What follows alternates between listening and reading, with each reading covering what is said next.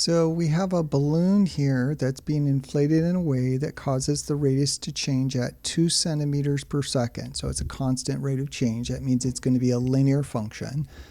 Express the radius r as a function of time. So you want to write r equals f of t. So r is a function of time.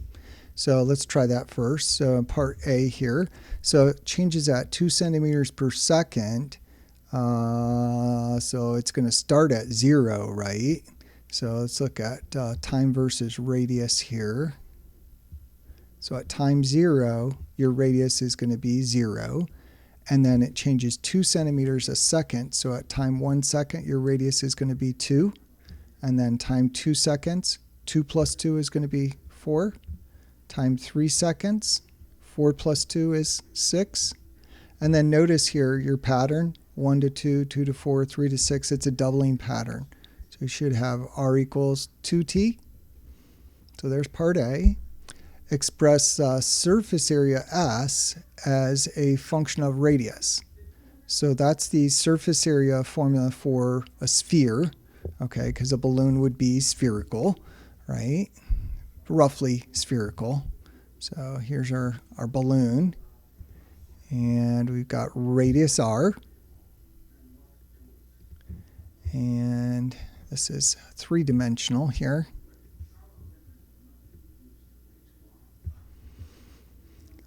And the surface area here is 4 pi r squared. Don't use that one as much. So you might not remember that one. So surface area of a sphere is 4 pi r squared. And then part C, they want us to find the composition of S and R. So S circle R, and that is going to depend on T, because S depends on R depends on T, so indirectly the composition depends on T. So this is going to be S plug in RT. So what's our R of T? Well, it's 2T. So this is going to be the formula for S and plug in 2T for R. So we're going to take this formula here and plug in 2T.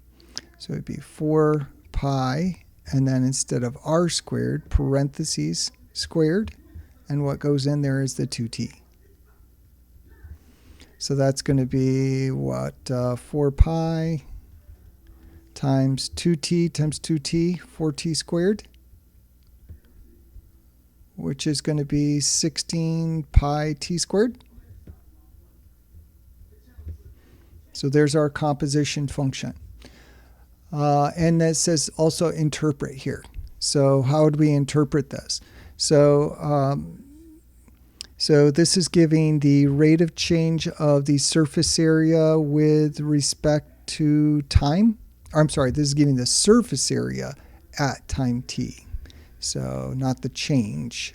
The radius here changes at 2 centimeters per second, which gave us our radius function. So this is surface area at time t.